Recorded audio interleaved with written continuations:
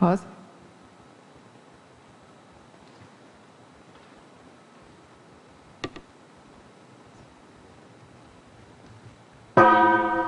Tertúlia.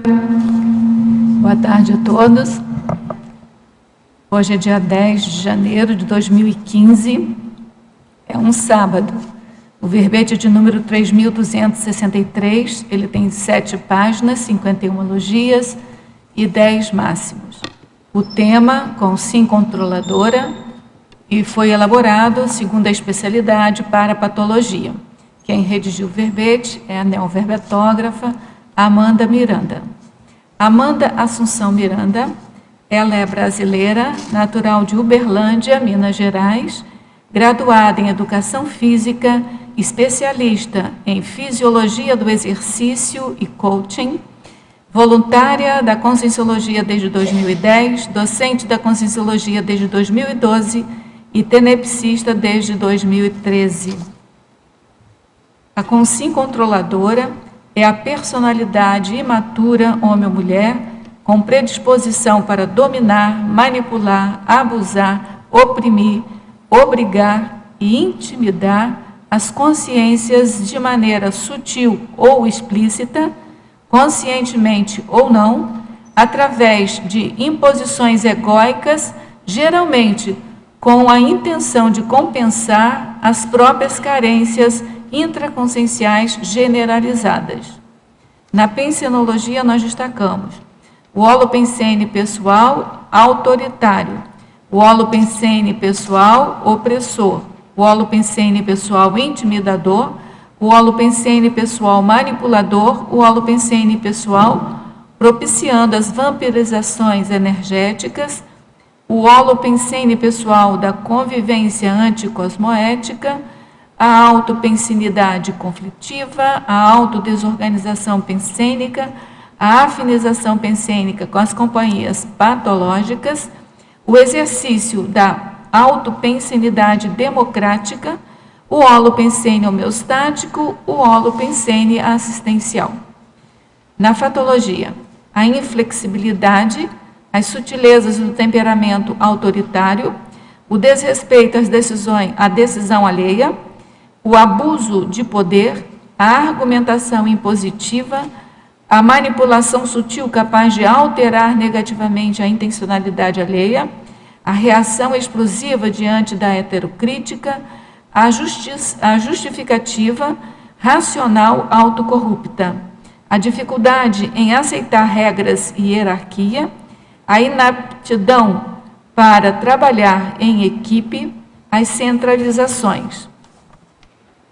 A liderança motivada pelo medo, a autorreflexão sincera sobre a manifestação patológica do controle, a heterocrítica sendo elemento de autopesquisa, a intenção servindo como bússola consciencial. Na parafatologia, as vivências multimilenares definindo a complexidade da consciência controladora, os argumentos de poder parapsíquico, a dificuldade da passividade parapsíquica, a dominação entre os assediadores e assediados, o estigma holobiográfico da Consim controladora, o grupo karma autoritário enquanto possível indicador da holobiografia pessoal, a autoidentificação nas retrocognições do temperamento controlador, o autodesbloqueio energético, o desenvolvimento do autoparapsiquismo lúcido, a prática da TENEPS promotora da reciclagem do temperamento e a autodisponibilidade para assistência multidimensional e universalista. Na argumentologia, nós vamos destacar o parágrafo, a enumeração, na verdade, caracterologia, e segundo as pesquisas da conscienciometria, a verbetógrafa lista 10 posturas patológicas características da Consim controladora. No parágrafo tabelologia, a verbetógrafa também lista 10 possíveis trafores de Consim controladora combinados com trafares característicos do controle patológico, resultando em megatrafar composto. Na remissiologia, eu optei por destacar os verbetes homeostáticos e neutros. Então, a gente destaca anti-irritabilidade, autocontrole, autossuperação da competitividade, crise de crescimento e reciclagem do temperamento. Controlar a vontade das pessoas é escravagismo consciencial. O respeito interconsciencial deve ser a decisão prioritária e cosmoética da consciência lúcida para a convivialidade sadia. Você admite possuir, em algum nível, manifestações do controle patológico na convivialidade? Em algum momento da vida atuou ao modo de escravagista de consciências, mesmo sutilmente? Na bibliografia específica, a autora contribui com 8 fontes de referências. Agora nós vamos ler aqui a mega-análise elaborada pela equipe de mega-análise Enciclosapiens, que é composta por Marilene Raganin, Pilar Alegre, que está aqui presente, e Socorro Frazão. Defensiva, autoritária, competitiva, hipercrítica, manipuladora. Centralizadora, autocorrupta, repressora, autocrata, anti-assistencial, fragilidade, instabilidade, autodiscernimentologia, heterasediologia, grupo karmologia, cosmoeticologia, parapatologia, conviviologia, evoluciologia e pensenologia. Amanda, antes da gente entrar nas perguntas dos teletertulianos, tem a pergunta clássica, né? Por que a decisão de escrever esse verbete? E aí eu acrescento sempre, na escrita do verbete, caíram fichas, como é que foi escrever o verbete sobre o assunto? Tá. Boa tarde, Rosa, boa tarde a todos. Eu nunca me reconheci inicialmente como uma consciência controladora. O que aconteceu? Eu me via desde criança em ambientes controladores. Então, assim, desde o ambiente familiar, né, pais, na criação que eu tive, aí depois eu estudei, fui para trabalhos e eu estava sempre inserida em ambientes controladores. Depois, até mesmo no voluntariado, eu estava convivendo com esse tipo, com pessoas controladoras, e isso me incomodava muito. E quando eu cheguei na conscienciologia, eu ouvi sempre assim, ó, quando você vê o outro e aquilo te incomodar, veja o que você tem daquilo. Aí isso para mim era assim, será que eu tenho? Porque assim, eu sempre fui muito alegre, bem-humorada, mas esses ambientes me incomodavam muito. E aí eu falei assim, aí um dia eu voltei na consciencioterapia, eu já tinha feito uma consciencioterapia, depois de 2 anos ela abriu a pasta e falou assim, faz 2 anos que você esteve aqui e você reclama a mesma coisa. Aí eu falei assim, bem, então está na hora de encarar, eu podia levantar e ir embora, que a consciencioterapia tinha começado e podia ter acabado, que eu já tinha entendido o recado. Aí eu tentei encarar de frente o que era uma consciência controladora. Então, assim, eu comecei a escrever nos verbetes as características das pessoas com quais eu convivia. Só que depois eu tentava trazer o que eu tenho disso. E aí eu fui descobrindo aspectos muito interessantes do controlador, que são as manifestações sutis. Porque os controladores que me incomodavam eram aqueles que eram bem explícitos, que gritavam, que eram autoritários, mandavam. Isso é muito claro de você perceber. Incomoda todo mundo, Incomoda, né? Todo mundo, exatamente. E aí eu pensei, bem, mas o que eu tenho disso? E aí eu fui ver nas manifestações sutis, assim, nas reações que eu tinha quando alguém falava alguma coisa que eu não gostava. Eu podia até não esbravejar e surtar igual eu via as pessoas com quais eu convivia. Mas eu tinha um processo também que me tirava do equilíbrio. E eu pensei, aí eu fui estudar o que era controle, né? A questão de você ter o autocontrole, perder o controle. Então, assim, aí eu falei, vou encarar, vou escrever, ver o que eu acho. E aí eu achei muita coisa minha. Então, assim, o verbete eu comecei escrevendo das pessoas e depois eu terminei em mim, sabe? Então, foi exatamente assim. E aí foi um desafio também escrever o verbete, porque o verbete ele tem uma forma, né? Ele tem uma chapa. E a pessoa controladora tem a dificuldade de se encaixar nas coisas, porque ela quer fazer tudo do jeito dela. E eu pensei assim, bem, então vai ser 2 desafios ao mesmo tempo. Escrever o verbete e colocar minhas ideias num formato que não é do formato que eu mais gosto. E aí surgiu assim, eu tentei olhar o verbete como uma reciclagem. E foi muito bom, assim, me ajudou muito. E nós agradecemos, né? Porque hoje a gente tem aqui o verbete, que está muito bom. A verbetógrafa Amanda, Estrangeirismologia, página 1, poderia falar sobre o lema Never Yield deste verbete? Tá. O Never Yield significa nunca ceder. Então, uma expressão muito forte para a pessoa controladora. Ela tem muita dificuldade de ceder. Nesse caso específico, eu ouvi essa expressão aqui na CCCI, tá? Foi um caso específico que estivemos aqui, e um dos líderes que queria convencer as pessoas de que ele pensava melhor e que as ideias dele eram as mais corretas, ele afirmava para os coordenadores: olha, nós pensamos melhor, nós temos mais criticidade, temos mais visão de conjunto. Então, o que as pessoas vierem falando ao contrário, nunca cedam, porque nós sabemos mais. Então, ele tentou, de alguma forma, manipular a equipe de coordenadores nesse sentido. Então, foi por isso que eu trouxe. Eu achei bem específico da consciência controladora. Em Fatologia, página 1, primeira linha, poderia elencar algumas sutilezas do temperamento autoritário? Sim, são várias. Por exemplo, aqui quando eu coloco as 10 características, eu já coloco várias coisas, mas, por exemplo, a pessoa falou alguma coisa que vai contra a sua opinião pessoal. E você quer que aquilo já te traz aquele incômodo. Que sobe pelas paredes. Sobe pelas paredes e vem aquilo bem no peito. Assim. Às vezes você pode até ter aquela carinha de meiga, mas no fundo... Então, assim, a gente tem que ter muita autocrítica para ver em quais aspectos estamos sendo controladores. Por exemplo, a mãe que quer controlar o filho.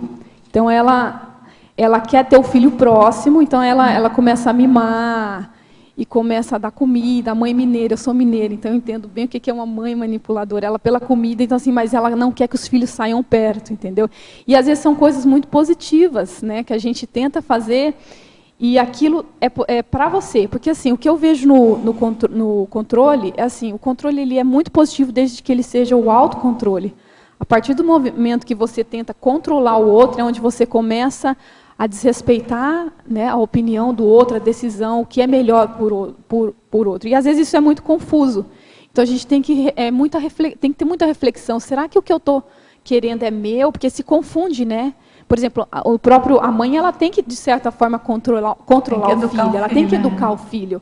Mas qual que é essa linha tênue? Né? Até que ponto que eu estou controlando, eu estou querendo fazer um ego meu? Então, isso não é fácil. Então, assim, às vezes, por exemplo, quando eu comecei a escrever o Consciência Controladora, muita gente olhou para mim, você é controladora, você é controladora. Todos nós temos um nível, e às vezes pessoas assim que eram visivelmente controladoras, que não era nem sutil. Mas, assim, então, assim, eu vejo que dá um alívio você falar que o outro é controlador, entendeu? Mas a gente tem que avaliar o quanto eu estou controlando de forma, né, negativa. Eu falei de escravizar consciências, que eu vejo que é mais ou menos isso. Essa expressão é bem forte, né? Escravização de consciências. Bem forte, assim. Rosa, até aproveitando esse gancho de escravizar consciências, você falou naquele termo do never yield, nunca ceder. Isso aí você ouviu aqui na Conscienciologia? Isso. E foi um líder que não está mais na Conscienciologia? Isso, depois houve muitos problemas, né? Acabaram assim, não sei exatamente. Eu prefiro até nem falar, porque não é esse o objetivo, é mais a questão da gente e até trazer para nós mesmos, né? Porque às vezes a gente não fala nunca ceder, mas nós somos assim. A gente tem isso inconscientemente, a gente tem dificuldade de ceder. Isso é o mais sério, né? Isso é o mais complexo. Eu só queria esclarecer que não tem ambiente para isso aqui, né? As pessoas são flexíveis, né? Não, eu acho que tem ambiente aqui. A gente está trabalhando. Para não ceder, a pessoa tem que estar... Gente, a gente está em plena reforma íntima. Isso. Então, quem tem um mínimo de um padrãozinho aí de manipulação, de controle, mesmo que seja sutil, tem essa coisa de não ceder. Quantas vezes a gente se depara aí com argumentações, às vezes racionalizadas, para não ceder. E eu vejo Isso, que... entendeu? Tem umas situações mais explícitas e tem outras menos explícitas. Mas eu acho que o verbete dela vem para esclarecer isso. Né? Quantos de nós ainda tem uma coisa de não ceder? Daquele orgulho, assim, arraigado? Eu acho que a maioria de nós. A maioria de nós. Assim, alguns mais, outros menos, mas assim, a gente que está no voluntariado, a gente percebe. E, às vezes a gente se percebe, porque às vezes a gente nem vê. De repente você fala, nossa, começa a criar problemas nos ambientes de convivialidade pela falta de flexibilidade. Né? Nós temos... O controlador tem muita dificuldade de flexibilizar pensenicamente as próprias atitudes. Ele quer ter razão. A gente acha que a gente tem a razão, que a gente tem muito de orgulho aí, eu vejo. A gente tem uma noção que a gente é o melhor. E aí você, às vezes, nem olha para a ideia do outro, você já se acha melhor. Né? Eu acho que ontem na tertúlia eu cheguei a falar isso, acho que não é demais repetir. Nós também somos reurbanizados. Entendeu? O tempo todo, né? Não, nós fomos reurbanizados. Sim. Entendeu? Então, se a gente está aqui, a única diferença para aqueles que vieram ressomados compulsoriamente, que a gente tem o nome específico de CONSREUS, diferença é que nós passamos pela OFIEX extrafísica e alguns passaram por cursos intermissivos. Então, a gente veio com um paracérebro modificado para chegar aqui e retomar. Mas quantos de nós não fomos ainda... engolidos aí pela mesologia, tá certo? Então, assim, tudo que você acha que qualquer pessoa tem, nós encontramos aqui, de um modo mais sutil ou não é? Mas a gente encontra. Não estou dizendo que que tem aqui de bom é que todos estamos com vontade de melhorar, todos estamos em alerta para a evolução. Isso a gente não encontra em outro lugar. Mas, assim, perfeito aqui não tem ninguém. Ah, quem dera, né? Que a gente só convivesse com serenão aqui. Não, e até essa questão da gente esperar que as pessoas sejam perfeitas, isso foi outra reciclagem minha, é um posicionamento religioso. É religioso. Você querer que o outro seja santo. Então, você vem para a CCC e achando que todo mundo vai ser perfeito. E não é, nós não somos. E esse é o objetivo de estarmos aqui. A gente está tendo essa troca, né? E outra coisa que eu vejo que é mais séria, a gente fica, às vezes, levantando o nariz... E no fritar dos ovos, nós estamos mais ou menos no mesmo degrau. Um com umas coisas um pouco melhoradas, outro, mas assim, a hora que você vai para um curso, um começa a falar de uma coisa, aí você fala, nossa, eu tenho um pouco disso, o outro. No final das contas, a gente tem tudo do outro tem tudo, então a gente acaba se ajudando nesses processos. Eu acho que a gente vê de uma forma mais traforista, né? Ele tem, mas como a gente pode se ajudar nesse processo, né? É claro, tem alguns que não vão ter abertura para fazer essa reciclagem, mas aí é problema dele. Porque a questão do controlador é o posicionamento seu frente àquilo. Mesmo que aquilo te incomode, como você vai se posicionar frente àquilo? Né? Se o outro está errando, se o outro não quer, isso já não é problema teu. Como que está você com relação àquilo? Eu acho que é legal a gente estar pensando nisso. Eu concordo com você. Mas tem que ter microfone. Eu gostaria de saber o seguinte. Eu acho que eu tenho o traço de controladora, só que num nível menor. Eu vou explicar o motivo. Tá? Porque eu tenho uma irmã que também tem o traço, só que eu acho muito mais intenso dela. E tem muitas coisas que eu relevo e ela não. Então, o que ocorre? A nossa relação é muito complicada, porque às vezes o controle dela é tão grande que ela quer controlar a minha vida, ou a vida de qualquer um que permita, e quando você não permite, que é o meu caso, embora eu ainda tenha o traço também, mas eu não permito que o outro venha controlar a minha vida. Então, assim, por que eu estou expondo isso? Porque eu ainda não consegui encontrar uma forma de conviver com a minha irmã, de poder me ajudar e, ao mesmo tempo, ajudar ela a resolver essa questão. Eu concordo que cada um vai resolver o seu problema quando ela quiser e se quiser. Mas, ao mesmo tempo, se a gente está junto, não é à toa, alguma coisa tem que ser feita. Então, é aí que eu ainda não cheguei, o que poderia ser feito para melhorar essa situação. Qual que é teu nome? Isabel. Isabel, no meu caso, o que eu entendo? Sempre foram muito conflitivas as minhas relações, e de casa, principalmente, porque na minha casa, assim, nós somos em 5, nós temos 5 controladores, cada um de um jeito. estilo. entendeu?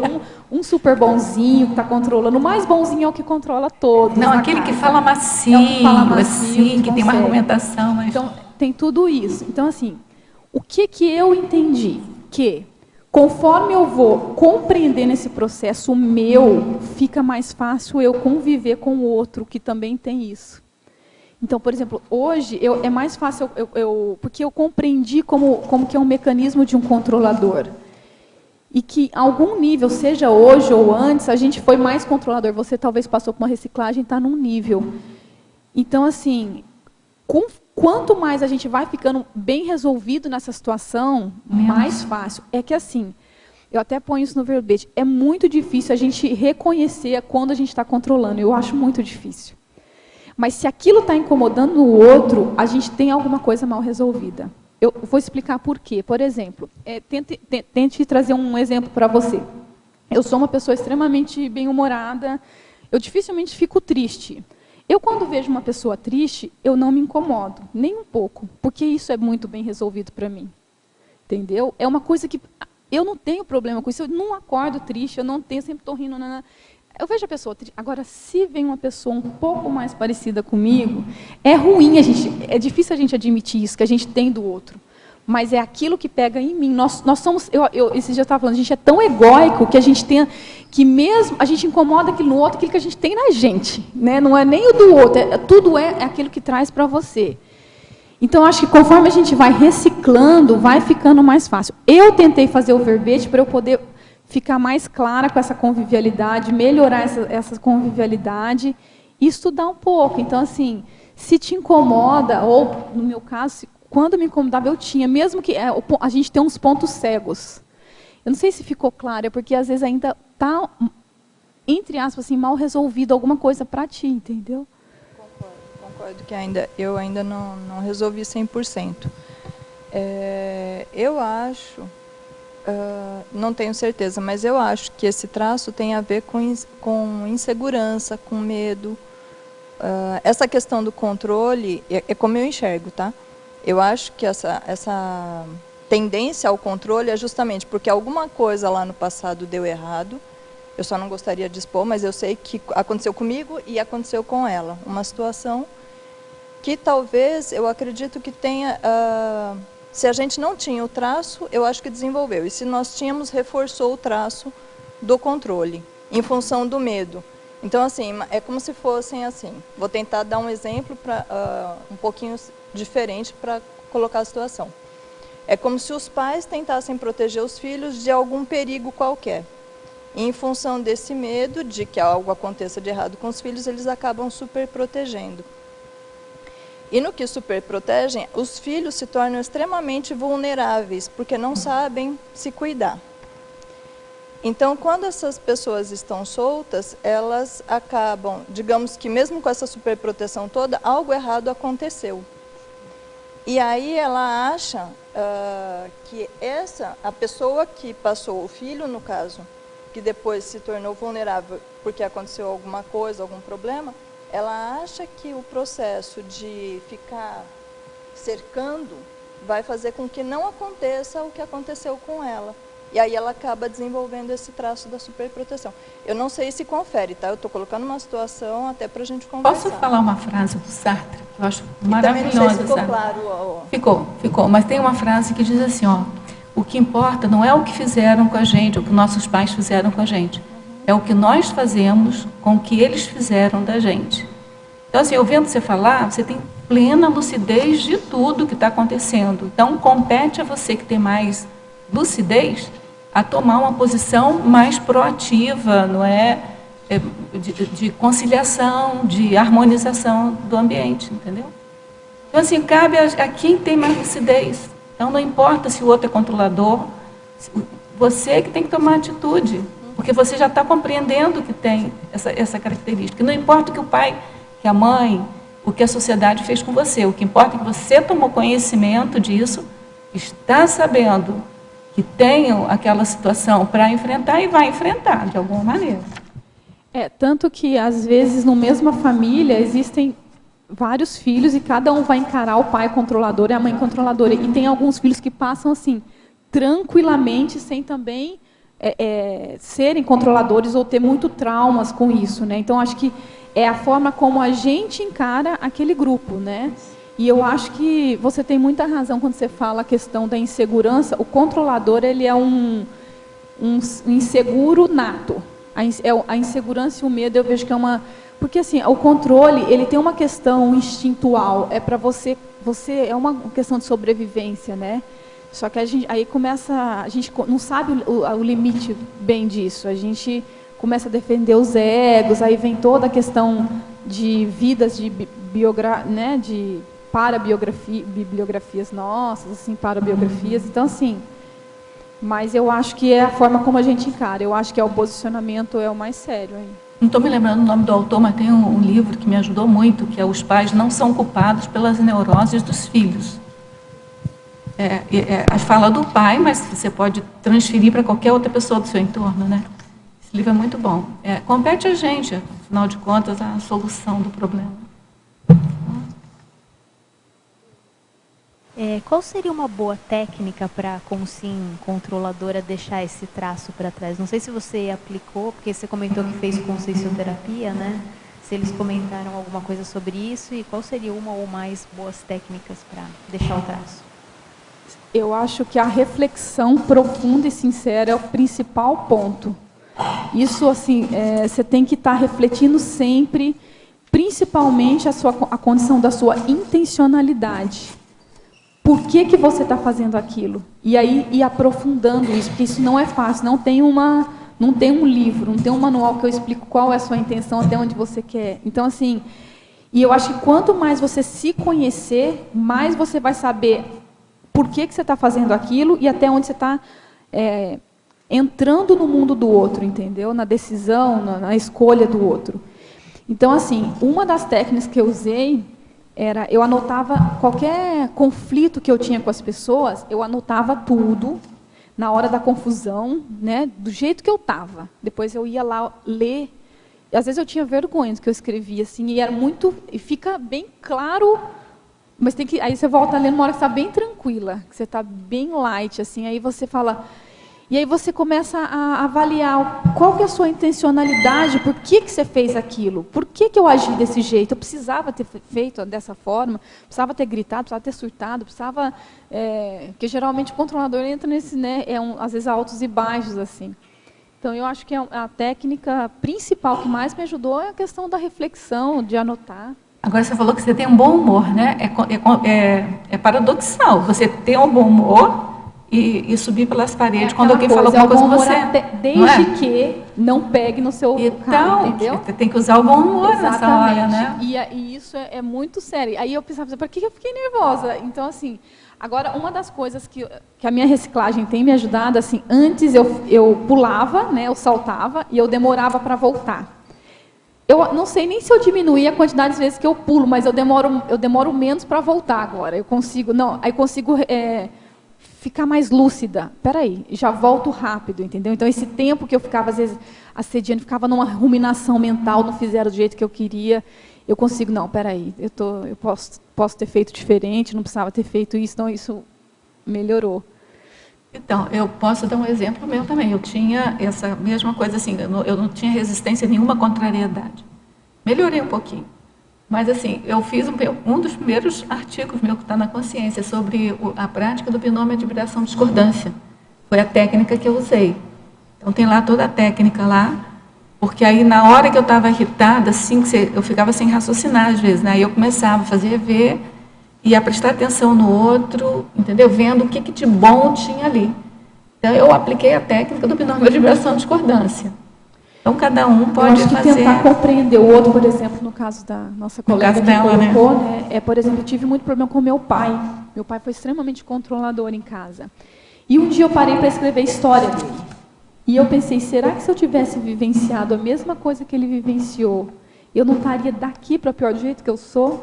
Então, porque a pessoa tem um histórico, foi extremamente maltratado quando criança, trabalhou em condições, assim, muito precárias, passou fome. Então, a pessoa viveu... Então, assim, não que justifique, porque a gente isso não serve para nós, mas serve para compreender o outro, entendeu? Não serve para a gente se justificar. Mas... De certa forma, é o binômio admiração de discordância. Você vai ver o que tem por trás ali para você também admirar o outro lado dele, né? Exatamente, e compreender, porque assim, se a gente tivesse passado a mesma situação, qual reação eu teria? Porque é muito fácil a gente, às vezes, estar nessa condição, porque eu tive, às vezes, algumas condições mais favoráveis, e o outro que não teve. E se eu tivesse nascido numa favela, eu não seria isso que eu sou hoje, provavelmente não, entendeu? Porque nós temos os nossos pontos, é isso que a gente tem que... O outro também tem o direito de ter as falhas, as questões, e para a gente, na hora do conflito, é difícil é porque é muito ego, né? Muito orgulho, é meu, eu sou. Acho que é pensar mais ou menos... Tudo bem, gente? Em Fatologia, página 1, quarta linha, de onde vem a compulsão pelo controle? Pode ser paragenético? Qual é a última pergunta? Essa aqui, onde vem, Fatologia, página 1, quarta linha. De onde vem a compulsão pelo controle? Pode ser paragenético? Pode ser. Eu acho que pode ser paragenético, sim, porque é alguma coisa que você vem adquirindo de algumas vidas. E eu penso que quanto menos autocontrole você tem, mais necessidade de heterocontrole você vai adquirindo. Porque você não controla, porque é muito mais difícil a gente olhar para o nosso mundo, porque assim, olhar para o outro é muito mais fácil, porque você faz uma visão muito superficial. Quando você vai olhar para você mesmo, você tem condição de fazer algo mais aprofundado, que ninguém mais pode fazer como você. Né? Você tem capacidade de entrar mais. Então, é mais fácil você estar olhando para o outro. Então, a pessoa que tem essa compulsão, eu vejo que, às vezes, falta uma questão de um aprofundamento de autoconhecimento, aí, de ela entrar um pouco mais dentro da realidade dela. Em Fatologia, página 1, terceira linha, de baixo para cima, poderia citar algumas escolhas da profissão que reforçam o temperamento controlador? Tá, existem algumas profissões que eu vejo, por exemplo, alguns juízes que ele... eu vou falar primeiro a minha, tá? Que eu percebi isso por mim. Eu sou formada em educação física, então eu cheguei num ponto que eu era personal trainer, então eu falava, faz isso, faz aquilo, faz tantas séries de abdômen, desce, não desce. Quer dizer, um certo momento eu falei assim, gente, eu falo para a pessoa fazer, ela faz tudo o que eu quero. E aquilo me dava um conforto, eu adoro, eu trabalho com pessoas e adoro, entendeu? Então, assim, e tem... aí eu dava aula para um monte de gente. Nossa, olha, todo mundo me copia, eu sou o máximo, porque eu estou aqui na frente, eu faço o que todo mundo faz o que eu quero. E eu vejo outras profissões também, a questão do juiz, ele define, né? Vai ser isso, vai ser aquilo, né? Mas a questão até de líderes que são donos de empresa vai depender do posicionamento, né? Da postura dele. Porque eu vejo que as pessoas que são donas de empresa, às vezes elas reforçam esse, vai para lá, vai para cá. Se você não tiver discernimento para poder tentar ver o melhor de todos, tentar ver o que o outro traz de bom e tentar trazer, assim, eu acho que, na verdade, qualquer profissão você pode manifestar esse controle, né? Tem umas que, no caso da minha, que dá mais, assim, né, de... qualquer um. Eu conheço muita gente que era professor de matemática que exercia o poder pela matemática. Sim. Dava uma aula para que ninguém entendesse, para achar que aquilo era muito difícil, só ele era inteligente. Sim. Entendeu? Então, matemática tem esse mito, né? Só gente muito inteligente que aprende. É um mito isso. Mas, enfim, ele está na frente, né? Já perguntou? Na página 1, tem duas perguntas. A primeira é em pensenologia, na segunda linha. Podia explicar o holopensene pessoal propiciando as vampirizações energéticas? O que acontece? A questão das afinizações, quando a gente tenta controlar o outro, isso acaba te afinizando com consciências no mesmo padrão. Então, a tua atitude acaba propiciando essas afinidades, né? E isso amplia, às vezes, até o teu processo. Então, eu vejo isso bem claro. E aí eu vejo que tem muitos controladores, e eu também me coloco isso algum tempo atrás, acho que hoje eu estou um pouco mais lúcida, dá um cansaço ser controlador, por dois motivos. Porque você é um gasto energético. Primeiro que você não controla o mundo, aí você quer controlar, então você tem que pôr aquela energia. E vem o processo também das vampirizações. Além de você gastar o seu próprio energia para querer fazer aquilo, a gente tem que admitir, eu não consigo. Não consigo. Uma vez a Malu falou uma coisa, ó, eu desisto, eu não consigo controlar o mundo, eu desisto. E aliviou, entendeu? Porque ela se percebeu. E aí as vampirizações energéticas, eu acho que vem também ampliando esse processo. Entendeu? Em fatologia, na 8ª linha de cima para baixo, a dificuldade para lidar com os imprevistos. Eu percebo que os controladores que eu convivi, as minhas próprias experiências também, o imprevisto dá um medo. Você tem um medo do que vai acontecer, porque é a questão da insegurança. Você não sabe se você vai conseguir lidar com aquilo, porque é muito medo de errar. Então, assim, se vier alguma coisa nova, eu vou dar conta ou eu não vou dar conta? Se vier alguma coisa para eu resolver, será que eu vou dar? Então, assim, isso já gera uma ansiedade, já gera um medo, né? Tem a questão do medo. Então, eu vejo que há uma fuga, a gente tenta fugir do imprevisto. Aí você pensa assim, ó, o meu dia vai ser, às 8 horas eu vou fazer isso, às 10 eu faço isso, nanana. Aí se acontece alguma coisa, dá um repentino na nossa casa, a gente quase pira, assim, porque saiu fora do seu processo. Mas isso é uma falta de flexibilidade. Eu acho que a gente tem que, por exemplo, a gente vai fazer assistência. Peraí, de repente a assistência chega no meio da sua agenda lotadíssima e você vai, não, eu tenho que fazer, você tem que parar e ver o que é prioritário. Então, essa questão... E outra coisa, a gente tem muita dificuldade de abrir mão daquilo que a gente já sabe, porque a gente somos os melhores, né? Então, eu tenho a razão. Então, abrir mão, mas como o outro vem falando isso, o meu é muito melhor. Quer dizer, um imprevisto ali que você não esperava que uma pessoa às vezes viesse com uma ideia, aquilo te tira totalmente da casinha, assim, a gente sai fora da casinha. E aí a gente tem que refletir sobre isso. Espera aí, vamos avaliar, está tudo certo se eu errar, e vamos tentar, né, encaixar isso aqui, depois eu faço. Não é fácil, mas é o processo que a gente tem que tentar. Está conseguindo, tá vendo? Eu acho que um pouquinho. A Amanda é o nosso exemplo. Muito bom o seu verbete, parabéns. É um tema bem interessante, né? Porque hoje na sociedade a gente vive em empresas, né, que temos esse perfil de controlador, né? Eu queria saber assim, como que a gente pode fazer para melhorar, né? Sabendo que a questão do poder nas empresas, nas relações interpessoais, existe muito isso, né? A questão não só de manipular, abusar, né? Oprimir a pessoa e também intimidar, né? Ah, se você não fazer isso, vou fazer isso, né? Então, e às vezes a pessoa não consegue trabalhar em equipe, né? Saber que tem diferentes opiniões, né, de uma situação, e às vezes ela até prejudica, né, o andamento do trabalho. Como que você atuaria nessa situação? Trabalhando em equipe com outras pessoas, né, sabendo que não só seria a sua opinião, mas também de outras pessoas envolvendo e prejudicando o andamento dos trabalhos. Tá, eu tenho uma casuística, tá? O meu último trabalho foi bem complicado nesse sentido. Primeiro pela dificuldade que a gente tem de lidar com os controladores, né? Mas uma coisa que eu entendi naquele contexto de trabalho.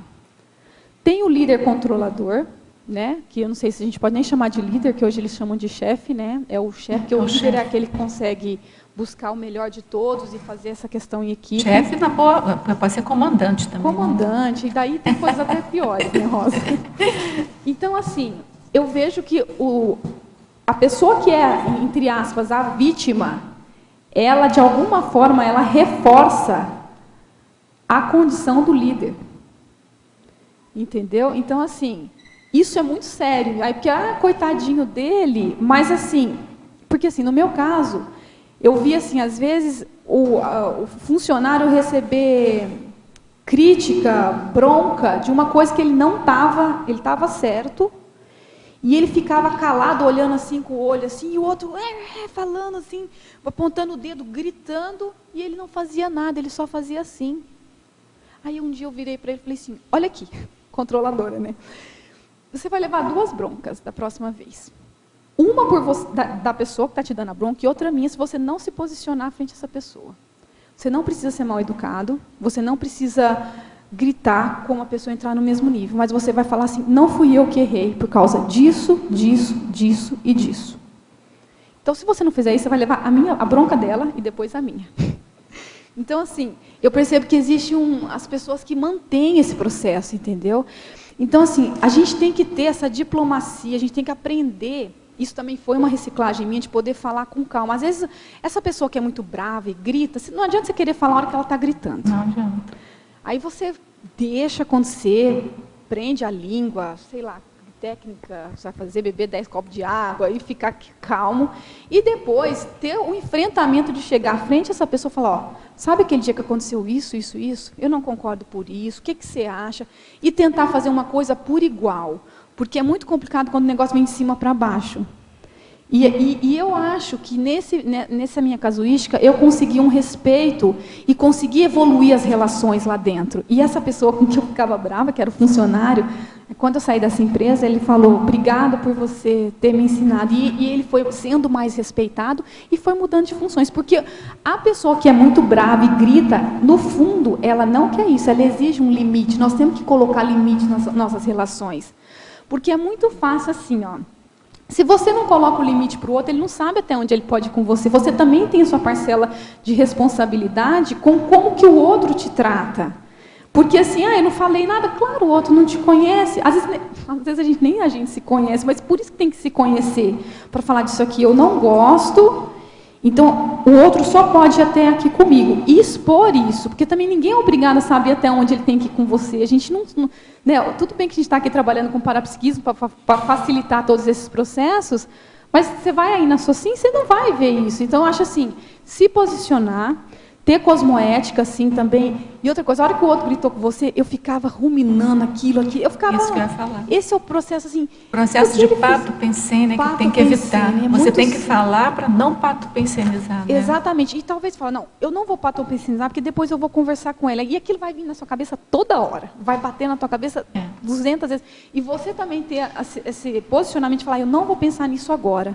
Porque isso me assedia, entendeu? Mas esse posicionamento é muito sério. Mas seria, então, melhor verbalizar para a pessoa do que depois ter esse Eu acho que assim, é difícil você taxar o que deve ser feito. Cada situação é uma. No meu caso, eu sempre acho que verbalizar, mesmo que dê maior confusão, o pessoal tem um medo de conflito, né? Mas, assim, uma coisa que você falou, que eu não sei se ele entendeu, que eu acho que é fundamental. A pessoa está exacerbada, dá um tempo, você tem que estar calma para falar, porque senão sai briga. Se você não tiver calma, você já começa atrapalhando o teu próprio processo com a pessoa. Você perde a razão logo Você perde a razão antes de começar.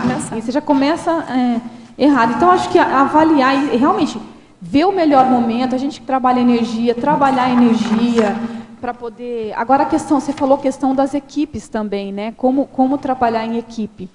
O que eu vejo a questão das equipes? Às vezes, um vem com alguma ideia que você nem concorda, mas é o melhor para... Você não tem que pensar no que você concorda ou deixa de concordar, o que é melhor para todos. Isso vai ser melhor. E acontece muito assim. Em voluntariado, eu passei por isso, né? Eu achava uma coisa e todo mundo achava contrário. Claro, todo mundo ganhou, votou, e eu tenho que colaborar com aquilo que eu não concordo. É um ótimo exercício. Entendeu? Não era o que eu queria. Mas é o que todo mundo decidiu. Eu tenho que respeitar a decisão de todos. Então, vamos trabalhar junto nisso aqui. E aí, aproveita, controladores de plantão. Aproveitem esses momentos e, de fato, colaborem assim, com toda a sua energia. Assim, coloque energia, às vezes, mais do que o outro, para fazer um exercício. E depois você vai ver que é super legal. Porque você fala, nossa, olha, ajudei todo mundo, ficou todo mundo bem. É isso. Sim. Tem 3 perguntas aí. Depois dessas 3 perguntas, a gente vai dar andamento aqui e depois volta para vocês, tá? Vamos lá. Amanda, parabéns pelo verbete. Obrigada. Está ótimo. Na fatologia, na página 2, na segunda linha, fala um pouco mais sobre a incoerência evolutiva nesse contexto da consciência controladora. Da consciência controladora. Eu acho que a gente poderia falar consciência controladora igual incoerência evolutiva. É mais ou menos assim. Por que eu vejo que é uma incoerência? Porque é o seguinte, quando você vem aqui para evoluir, pensando em evolução, como que você vai querer impor as suas ideias para as outras pessoas, sendo que o processo evolutivo ele tem que estar em grupo, ele tem que estar harmonizado. Então, assim, não tem como você falar que isso é coerente, né? Você querer impor, seja o que for. Então, a questão da imposição. E outra coisa que eu vejo, assim, a gente aprende com os diferentes, a gente vai se construindo com aquilo que é diferente da gente. Às vezes a gente fica tão rígido que por que a gente quer ser aquilo que a gente é? Sendo que o que o outro tem pode me ajudar de alguma forma a me construir como consciência, entendeu? Então, se você quiser controlar os teus ambientes, eu acho muito complicado. Por exemplo, os próprios amparadores, eles não controlam a gente, eles nos dão a liberdade de escolher. Eles até, né, te colocam, é mais ou menos isso, mas aí a decisão quem toma é a pessoa. Eu percebo muito isso, assim, quando eu tenho intuição de amparador, sabe?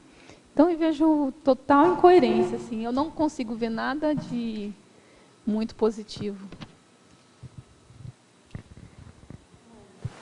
Parabéns, assim, teu verbete está ótimo.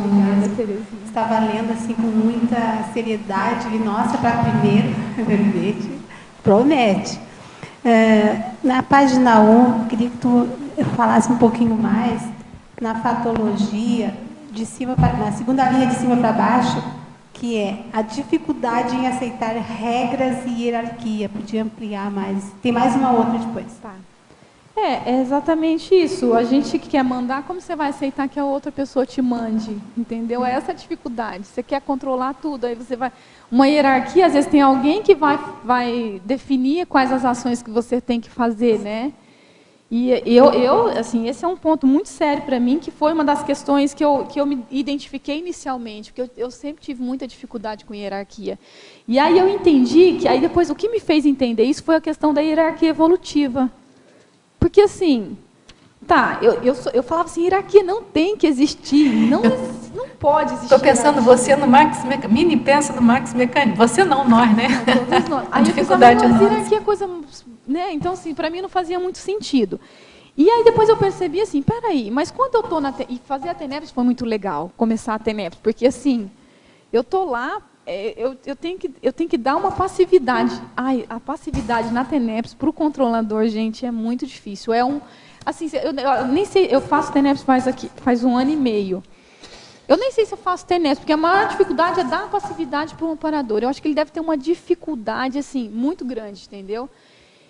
Então vejo que é isso. E ele sabe, ele tem uma visão de conjunto maior que a minha. Então eu tenho que entender essa hierarquia. Entendeu? Ele sabe. Então a gente tem que tentar entender o que a pessoa tem uma visão de conjunto maior, você vai querer ficar brigando e colocando aquilo que você nem está vendo. Então é meio burro assim, sabe? Uma burrice evolutiva, eu falo. Então você pode, no caso, dá para afirmar que esse seria um grande trafal, né, da pessoa reconhecer esse traço aí. Eu acho muito difícil, é muito difícil a pessoa reconhecer. E uma coisa muito séria que eu acho que, para reconhecer, que eu acho que vale a pena, é as heterocríticas. Quando o pessoal ficar te criticando que você é controladora, não fica se defendendo. Vai ver onde você é. Você perde muito tempo com isso. Porque se alguém está falando, tem alguma coisinha ali que ele pode até não ter total razão, mas por que ele falou? Vai pensar por que ele falou aquilo. Você poderia, no mínimo, ter agido melhor em certa situação. A questão da heterocrítica é muito positiva e útil para você se reconhecer. Já que você não se reconhece, deixe que os outros reconheçam. E quando ele verbalizar, você vai ficar com raiva, mas no final você deveria, enfim, agradecer a pessoa te dando a crítica. É interessante que a minha segunda pergunta tem a ver com isso, que é na página 2, na tecnologia, a técnica de aproveitamento da heterocrítica. Que é, já acabou de responder, né? Então, assim, alguém falou alguma coisa, você anota, vai pensar, reflexão de 5 horas, de 10 horas, se precisar, que às vezes 5 horas é pouco. Porque o controlador é tão teimoso que 5 horas, às vezes, ele não consegue entender. Então, vai fazer mais horas, entendeu? E é muito séria essa questão da heterocrítica. Aproveite. Outra coisa que eu acho, assim, muito sério. Você, quando entra num ambiente, as pessoas calam... Sabe quando assim, todo mundo fica calado? Fique atento a isso. De alguma forma, as pessoas têm medo de você. sabe, assim, sabe quando você entra e todo mundo parou de falar, ou as pessoas ficaram desconcertadas, ou a pessoa voltou a fazer. Porque eu acho que os ambientes, a gente tem que todo mundo ser igual. Quando uma pessoa entra muito assim, ela, aí, chegou, não sei o quê. Cuidado, porque isso aí, de certa forma, está mostrando um controle. Porque, na verdade, é a questão do respeito, né? O respeito, se ele for imposto, é isso aí, o resultado é esse. Mas se for um respeito conquistado, né, que foi igual, de igual para igual, eu acho que as pessoas não vão ter medo de você, vão ficar desesperadas porque você chegou, parar de conversar porque você chegou. Primeiro porque você não vai ficar julgando. Geralmente o controlador julga, não critica muito, tá aqui as 10 posturas para depois, né, para verem com mais calma. Então eu acho que tem que pensar, é outra ideia aí. Beatriz. Amanda, parabéns pelo verbete. Bia, obrigada. Excelente, seu verbete. Eu tenho 2 questões que eu gostaria que você ampliasse. A primeira é na fatologia, página 1, o desrespeito à decisão alheia. Você poderia ampliar para mim?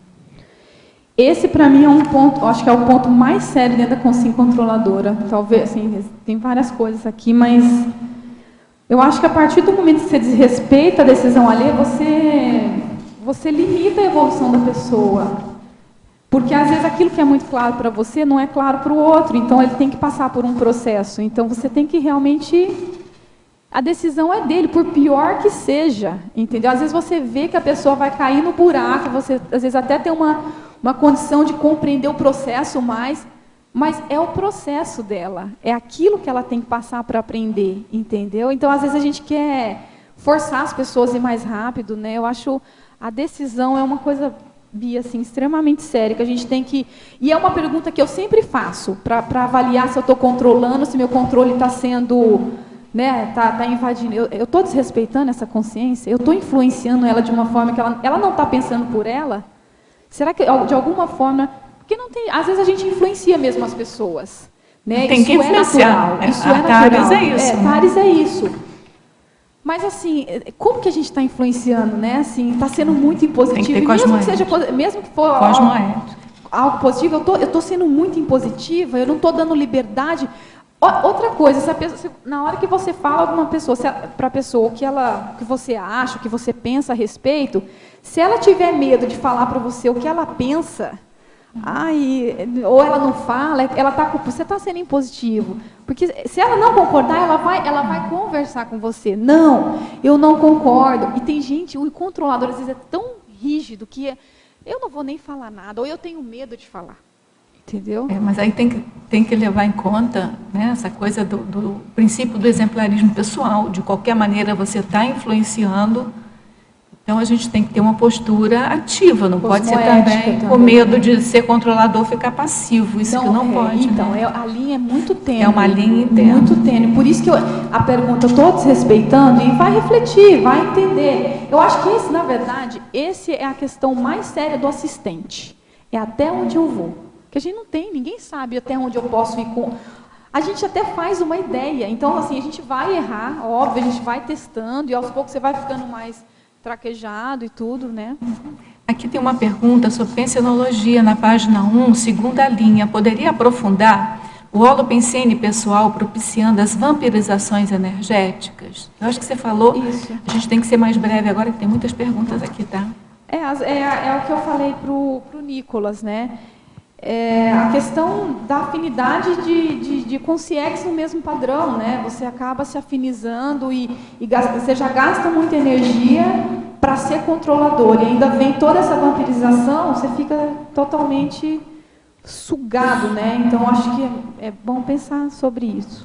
Em Fetologia, página 1, final da segunda linha, gostaria que explicitasse a manipulação sutil capaz de alterar negativamente a intencionalidade alheia. Tem gente que tem um processo de manipulação tão grande que às vezes ela chega, por exemplo, ela está numa situação, ela está pensando de uma forma e ela quer que ela chega falando ao ponto de mudar a intenção positiva do outro. Tem gente que consegue fazer isso facilmente e com uma argumentação bem racional. Então a gente tem que avaliar essa questão da intencionalidade, né? Mudar. A gente tem que avaliar, porque às vezes você quer proteger alguma ideia sua e às vezes você vai para o outro e às vezes muda a intenção do outro, enfim, acho que é a questão da manipulação. As outras duas perguntas você já respondeu, vou ler só para você saber se você quer complementar alguma coisa. A primeira dessas duas é na fatologia. Poderia discorrer sobre a escolha da profissão reforçando o temperamento controlador. Você já respondeu sobre isso, né? E a outra é aprofundar a atuação dificultosa do amparador na TENEPS. Se você quiser aprofundar. Que foi uma das maiores dificuldades que eu tive como controlador, é da passividade na TENEPS. Então, eu percebo que há uma dificuldade de interação ali, que aos poucos eu venho melhorando. Às vezes eu tenho que pensar nisso o tempo todo, dar a passividade, dificulta bastante. Porque o controlador, ele é controlador geralmente em todos os cenários, né? A outra também você já respondeu, que é aquela questão de ser capaz de resolver o problema do mundo, desgaste de energia. Aí vem o princípio de quem pode mais, pode menos. Tá. O princípio de quem pode mais, pode menos é a condição, às vezes, a pessoa ter uma visão de conjunto maior sobre a situação. Às vezes, ela sabe até o que é melhor para o outro, mas ela não pode agir. Então, ela até pode mais, mas, no final das contas, ela pode menos pela condição do outro. Então, a gente tem que pensar na questão do estrupo evolutivo aí, né, para você quer falar, mas você não pode pela condição do outro. E, às vezes, até a condição da omissão superavitária também, né?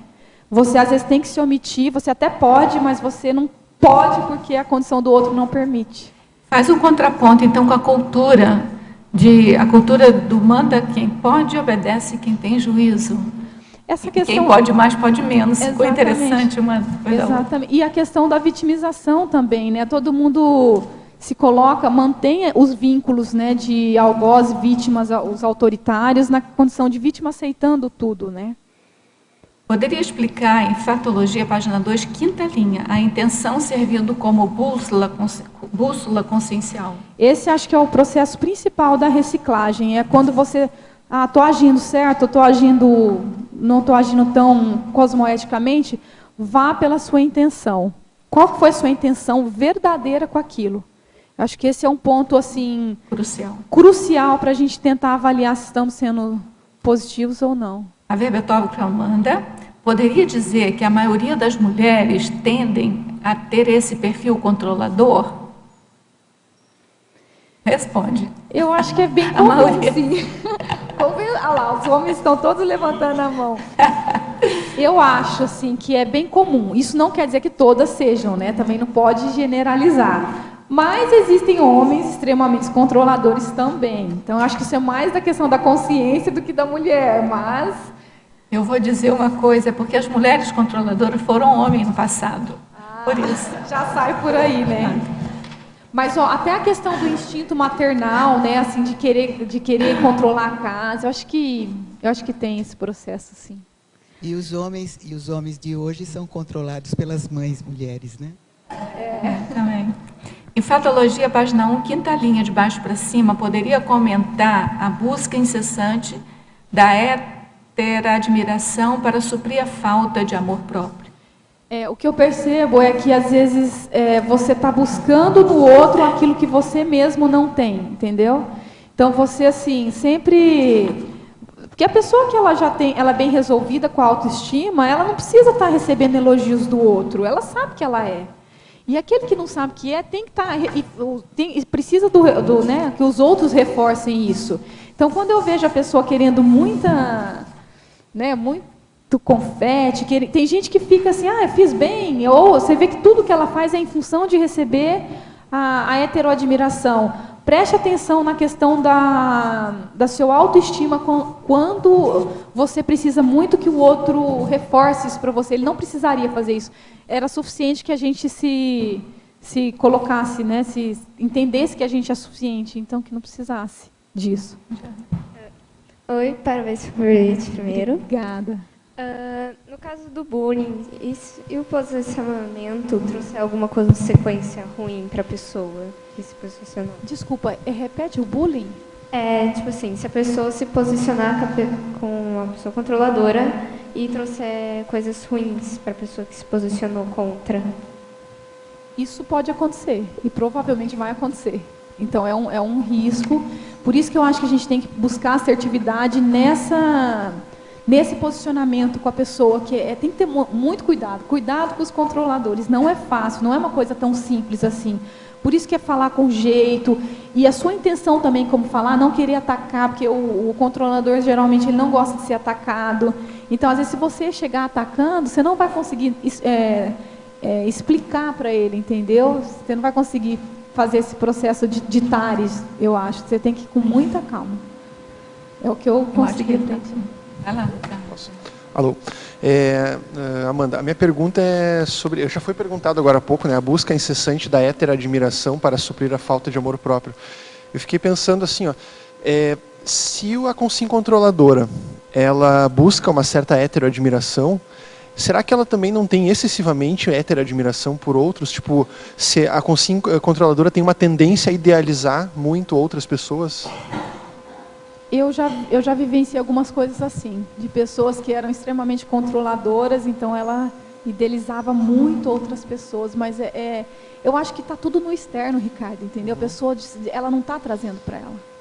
Então, porque a partir do momento que você está ciente daquilo que você você não precisa ter essa heteroadmiração em excesso. Você pode até admirar para trazer aquilo para você, mas quando vai excessivamente, eu acho que há uma disfunção muito séria de autoestima aí. Percebo isso. Amanda. Ok, obrigado. Aqui ainda na fatologia, na última linha, dificuldade para delegar. Me deu a impressão que é um paradoxo, ou eu não compreendi. Você poderia explicar? É que o que eu vejo assim, o controlador ele é bem confuso. É uma conflitividade. Então, assim, geralmente para delegar é tudo muito confuso. Para delegar ele não é muito assertivo nessa história. É uma questão de imposição, é do jeito que ele quer. Eu não vejo que fica uma coisa muito tranquila, uma coisa muito positiva.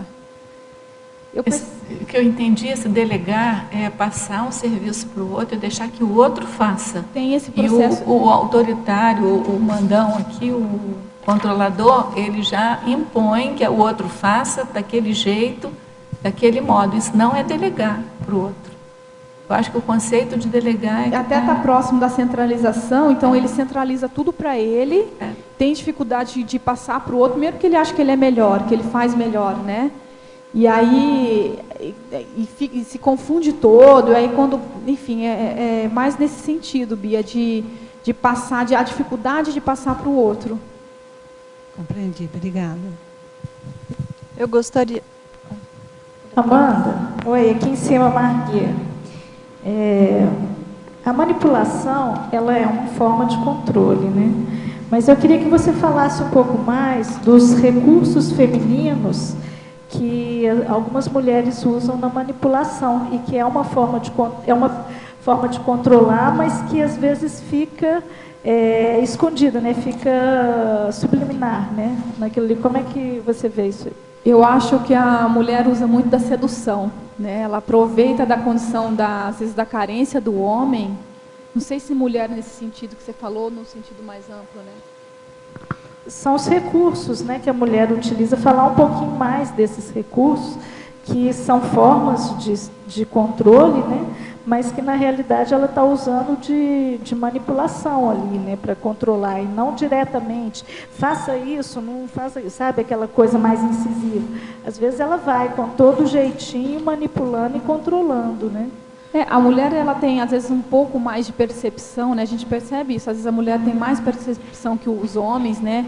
Então, tudo vai depender da intenção, como que ela vai usar. Mas eu vejo que a questão da sedução, do jeitinho meigo, do jeitinho delicado que tem, da percepção, às vezes, mais ampliada, do processo de maternagem, que ela consegue colocar no colo, mas o que ela vai querer conseguir com aquilo.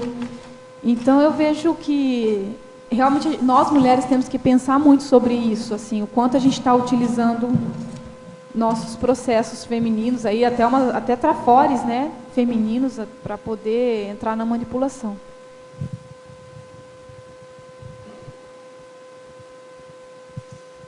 Já ligou? Para cima. Isso, já foi. Já foi. Já foi, pode falar. Não precisa bater assim.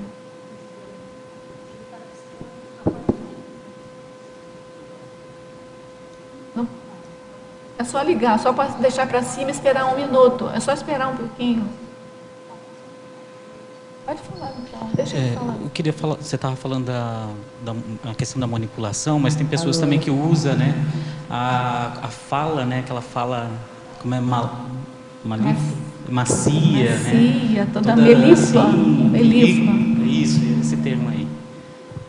Isso também é uma maneira de manipular, né? Total, a comunicabilidade, a pessoa que fala muito bem, ela vai falando de um jeito até convencer. Isso eu acho que é uma das coisas mais comuns, assim.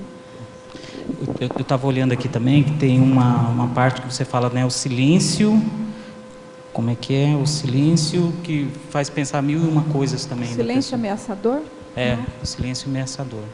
Que é aquela questão de hora que você chega no lugar, ou todo mundo fica quieto, né, porque você chegou, ou assim, a pessoa não fala nada, mas ela te ameaça quieta, pela energia. Então, isso vem muito da questão dos líderes, das empresas, né?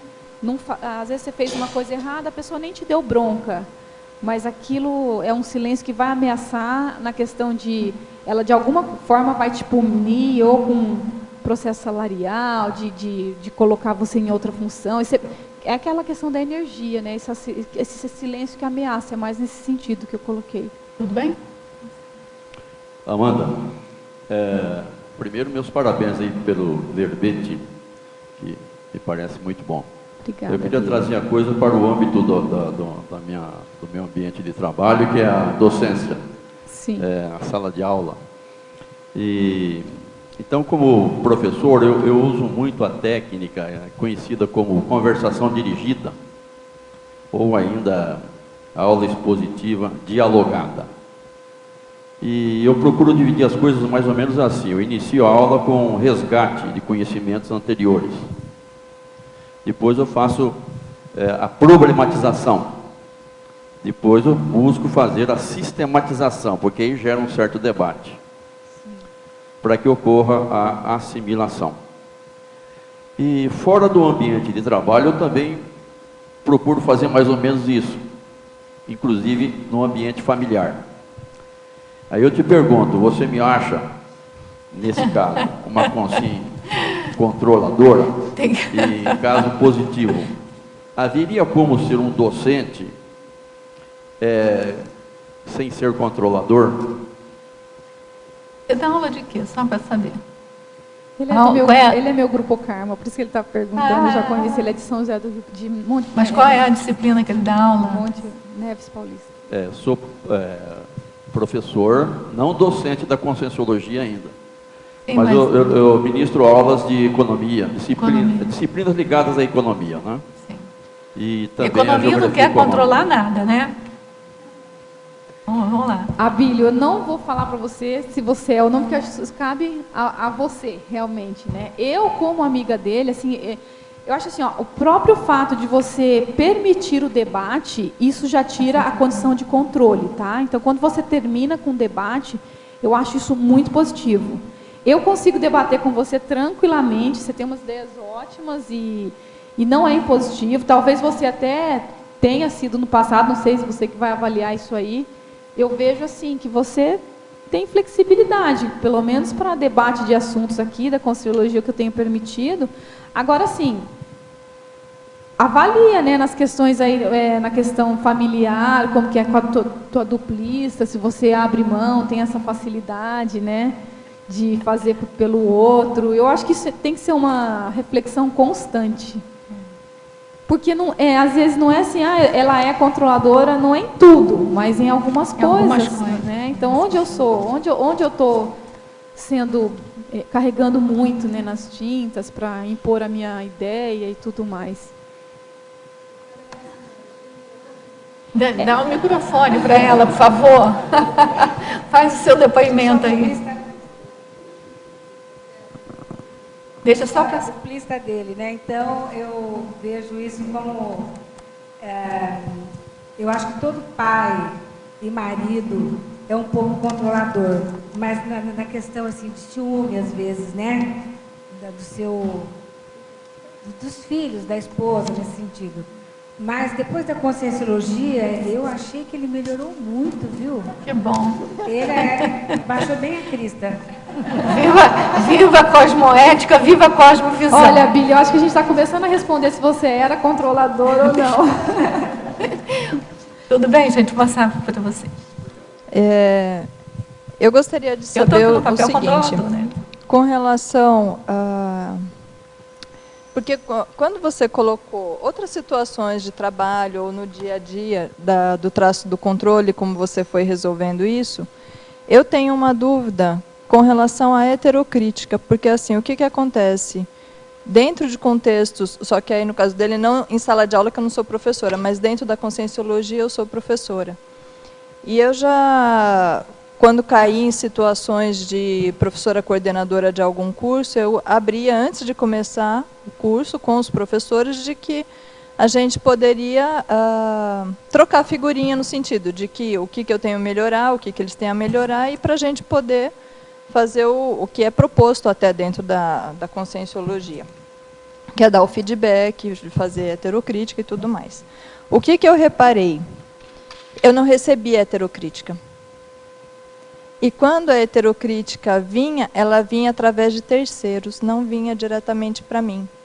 Então, e depois eu comecei a entrar numa agonia tão grande com isso, de que a heterocrítica não vinha, que eu comecei a ouvir o quê? Que eu tinha uma necessidade desesperada de aprovação externa, que eu estava muito preocupada com a opinião dos outros, e eu não via dessa forma. Então, assim, eu estou colocando isso justamente para saber como que você conseguiu, porque você colocou anteriormente a importância da heterocrítica, da gente ouvir, agradecer e fazer a nossa lição de casa. Mas a heterocrítica não chega, como que a gente faz? Mas eu acho que aí já é um outro dado para você avaliar por que não chega, entendeu? Então, de alguma forma, eu não sei, cada um avalia o teu caso, não está chegando por quê? As pessoas estão com medo de te falar, ou você não recebe bem, tentaram, eu não sei, né? Cada um tem um processo aí. As próprias energias, às vezes. Às vezes as próprias energias, eu acho também, que a pessoa não se permite, né? A questão de... Às vezes, eu quero receber crítica, mas ela está fechada. Porque assim, quando você recebe crítica, você tem que receber crítica, não adianta. Você não sabe o que vai vir do outro. E às vezes a questão da reatividade também, às vezes as pessoas são muito reativas e as pessoas começam a não falar. E crítica, gente, eu pessoalmente acho assim, agradeço e tal, mas não é muito bom, não é gostoso de receber. Sim, né? Mas assim, você tem que sorrir, você tem que agradecer, né? E depois vai pensar sobre ela. Pessoa que acha maravilhoso, qualquer que seja a outra crítica, entra por aqui, sai por aqui, não recebe de fato a outra crítica. Porque a heterocrítica dói mesmo, né? Incomoda e aí você também vai ter que mexer. Ou você vai deixar sair, é o que você falou, entrar por um lado e sair do outro. Se incomodou, você vai, de alguma forma está mexendo. Aí eu acho que é a questão também da gente aprofundar aquilo lá. Pegar aquilo e aprofundar. Agora, assim, do relato que você coloca, o que eu achei mais sério de tudo é por que as críticas não chegam até você. Isso que eu acho mais sério. Isso tanto dos outros também, eu acho que muito... Porque assim, eu vejo que as pessoas têm muita dificuldade de... não quero ter conflito, porque o controlador, ele é conflitivo por si só. Então, você vai dar uma crítica, aí você aumentar mais a questão.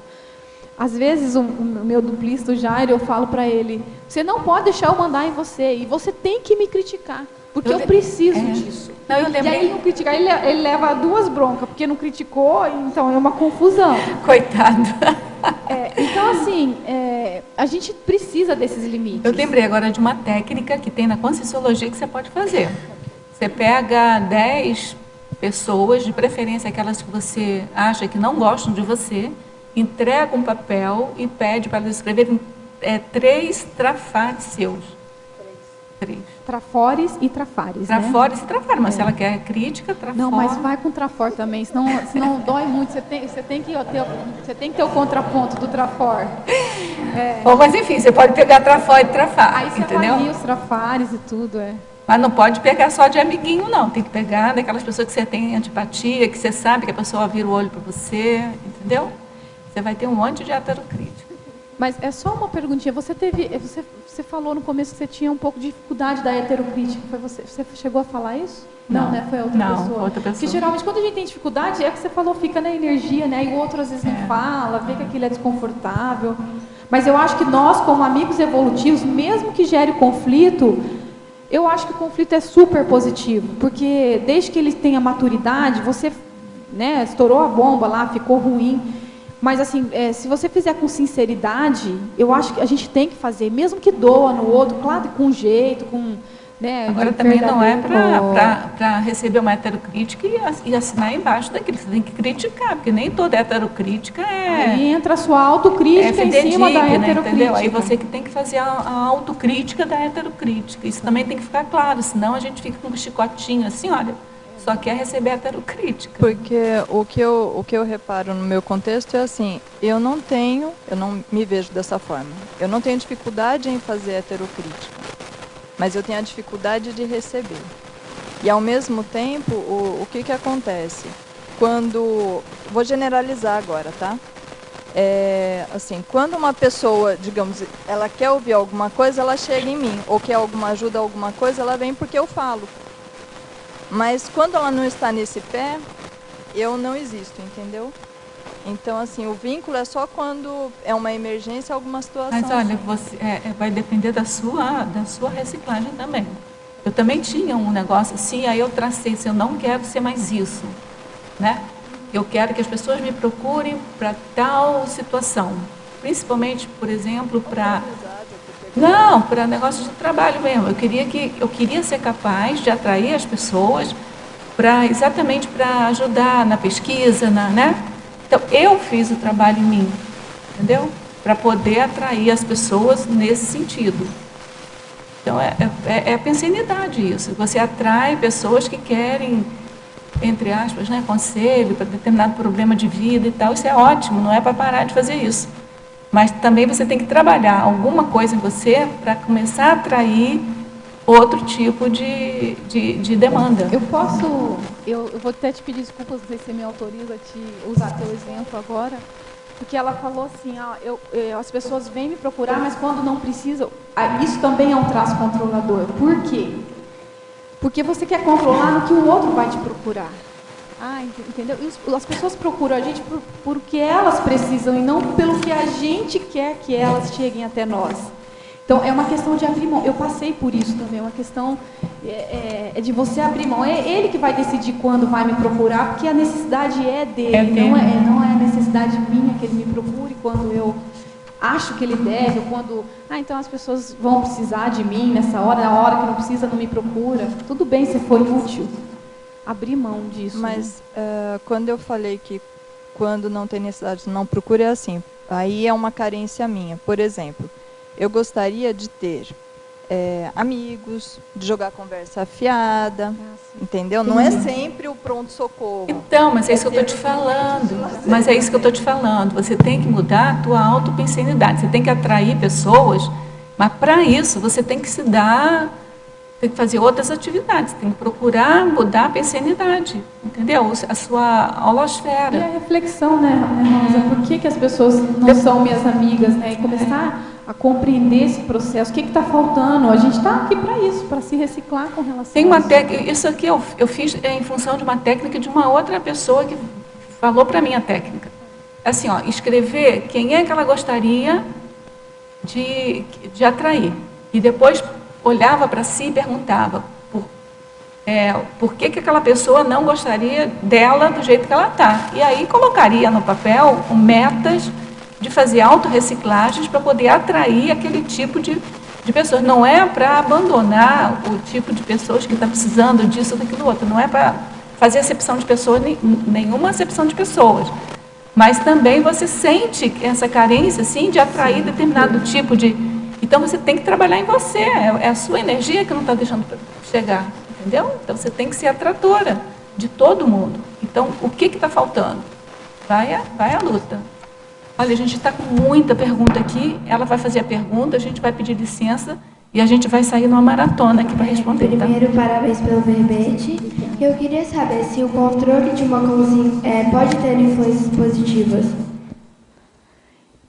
Sim, se for cosmoético, sim. Eu acho que em alguns momentos, né, tem a questão das CLs que controlam, né, planetas e tudo. Então, acho que tudo que qualifica a intenção, a cosmoética da pessoa. E outra coisa, assim, eu estou tratando do controlador, mas as pessoas têm muitos trafores, né? E junto com esse controle vem muita coisa positiva. Geralmente o controlador, ele tem uma energia forte, ele tem liderança, né? Tem muita coisa positiva, só que tem que qualificar essa intenção na relação com as pessoas para controlar. Mas eu acho que é positivo. Eu acho que ela passa a ser negativa quando você tenta controlar o outro de forma que você não respeite o nível evolutivo, entendeu? Eu acho que aí já é mais... Eu acho que aí que é o ponto. Você falou da CL controlando todo o cosmos. E o serenão, o professor Valdo sempre dá essa dica, que tem serenões controlando todo o trânsito de uma megacidade, porque se não tivesse o controle da megacidade, haveria batida todo momento. Então, é bom ficar claro que o controle não é negativo, ele é neutro, depende da forma como você utiliza ele. Isso. A professora Amanda percebe em mim alguns traços sutis e outros mais claros de consciência controladora, os quais venho trabalhando. Estou iniciando a TENEPS nos próximos dias e pergunto à verbetógrafa, no seu entendimento, que tipo de dificuldade tal traço poderia trazer à prática da TENEPS? É possível prever alguma repercussão antiassistencial? Eu acho que sim, eu acho que é possível, sim. Se você, por exemplo, aqui eu até falo da questão dos argumentos de poder parapsíquico. Conforme você vai fazendo a TENEPS, você vai aumentando seu parapsiquismo, e tem gente que usa isso como poder para manipular. Muita gente que tem, às vezes, visões, vê, né? Elas usam isso. A gente sabe que ela viu, e eu presenciei isso com algumas pessoas que faziam TENEPS. Então, uma vez ela até chegou para mim e falou assim: eu não aguento mais pôr você na minha TENEPS. Eu não aguento mais pôr você na minha... Porque você não tem jeito. Eu quero dizer, eu acho que a gente tem que... tudo tem que pensar. Tudo pode ser... Se você usar com a intenção anticosmoética... Agora vem da Alemanha para você essa pergunta. Na teoriologia, poderia dar exemplos da teoria das interprisões grupo-kármicas? Eu acho muito... o consciente controlador, ele está criando interprisão grupo-kármica o tempo todo. Se ele não tomar cuidado, ele vai sair com a ficha evolutiva dele bem pesada, assim. É muito sério isso, porque a partir do momento que você não respeita a decisão do outro, você está criando interprisão grupo-kármica. Assim como existem pessoas que se omitem por ajudar, a gente às vezes passa do ponto com a questão do controle. E isso cria muita interprisão grupo-kármica, é muito sério. Acho que é uma das coisas que a gente tem que pensar, que a gente tem que começar a abrir mão para poder deixar mais leve. Em Fatologia, página 1, terceira linha, de baixo para cima, poderia expandir os itens, a escolha da profissão reforçando o temperamento controlador? Isso você já respondeu. E os ambientes organizacionais servindo de palco para líderes autoritários? É o que a gente vê em muitas empresas, né? O líder, o controlador, ele monta todo um cenário ali para ele poder, né, se manifestar e ampliar essas interprisões. E como funciona a liderança motivada pelo medo? Eu percebo a questão da consciência controladora, ela tem muita insegurança e muito medo. E às vezes ela lidera, ela prefere dar estar na liderança para que ela não seja liderada. Então, esse medo de que os outros, né, tenham que às vezes controlar, ou que vai passar pelas inseguranças dela, é onde ela prefere liderar. Então, ela é impulsionada, onde ela é impulsionada pelo medo. Ela prefere fazer logo para que ninguém tome a decisão ou ela tome. É mais ou menos isso. Na argumentologia, página 4, item 8, ela gostaria que aprofundasse a dissimulação. A dissimulação é a condição das pessoas que, às vezes, elas pensam alguma coisa, mas no rostinho delas estão, né, tá com outra... Elas sorriem, tem aquele sorriso leve, enfim, ela dissimula E acaba, isso é uma condição muito anticosmoética, ela não está sendo sincera consigo mesmo, e eu vejo isso na questão dos controladores, que eles dissimulam para conseguir os objetivos que eles querem, entendeu? Então, às vezes, não é bem aquilo, então é a questão da manipulação, das dissimulações. Existe a profissão controladores de voo. Seria o caso de pesquisar como esses profissionais pensam sobre isso? Então, eu acho que o controlador de voo está positivo, porque ele precisa controlar a vida de um monte de pessoas, né? Ele está fazendo o papel de serenão, né? O papel dele, exatamente. Então, assim, se caso essa consciência gosta de controlar, igual no meu caso, que gosta de ser professora para ficar lá, faz, não faz, aí é uma questão intraconsciencial que ele vai avaliar, mas, assim, é muito positivo o controle, né? Ele tem que existir em alguns casos. Agora aqui, ó. Como você vê a questão do controle na relação da dupla evolutiva quando há desacordo de pontos de vista? Isso é uma coisa, a gente fala, isso não é simples, né? Porque dependendo do ponto de vista, isso gera bastante conflito. Mas eu acho que tem que entrar o binômio, admiração, discordância. A questão das concessões, que é uma das coisas muito difíceis para o controlador. Eu tenho um duplista extremamente, abre mão de tudo bem fácil, para mim facilita bastante, eu tenho que às vezes até falar, não faça, não deixe. Mas assim, a questão da concessão, e é um exercício que a gente tem que fazer, faz parte da nossa reciclagem, do nosso processo. Então eu acho que o duplismo é muito sério para a gente estar se colocando e fazendo as reciclagens. Então... Porque, às vezes, o dia a dia é mais complicado. Tem coisa que vem à tona mesmo da sua intraconsciencialidade na convivência do dia a dia, né? A pessoa é igual eu.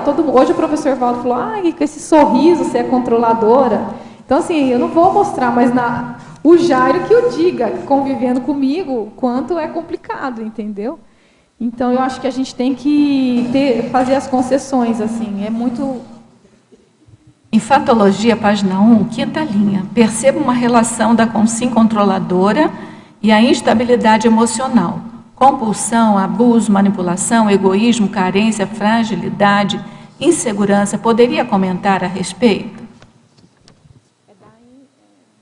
Na página quinta linha, né? Que ela colocou instabilidade emocional. E aí ela vê... Sim. Relação com compulsão, abuso, manipulação, egoísmo, carência, fragilidade, insegurança.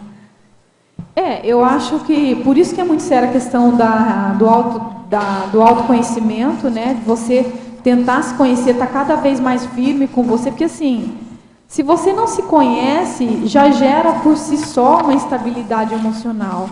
Você não sabe nem direito quem você é, aí você vai conviver com o outro, é uma confusão só, né? Você não sabe quem você é, aí você coloca pessoas na sua convivialidade. Então, assim, na minha experiência, foi extremamente importante eu entrar nesse processo de autoconhecimento para me dar mais segurança. Eu me tornei uma pessoa mais segura, saber quem eu sou, até onde eu vou. Porque às vezes a gente faz coisas que a gente nem percebe. Então, se você não parar para repensar todas as suas atitudes, todos os seus processos,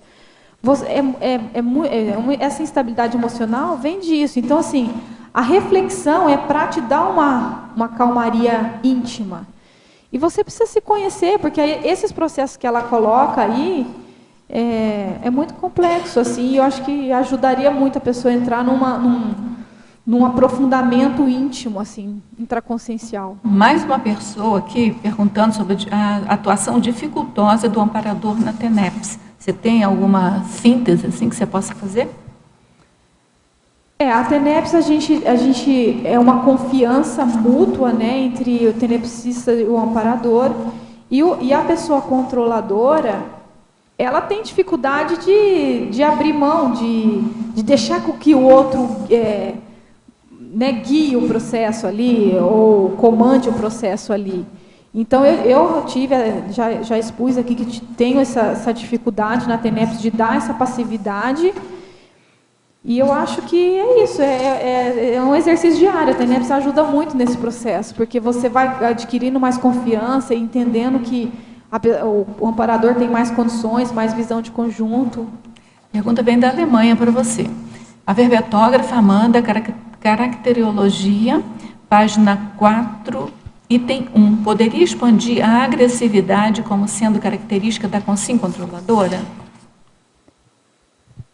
Até é uma das características bem fortes da maioria das consciências controladoras. Nem todas conseguem colocar isso para fora, mas eu percebo que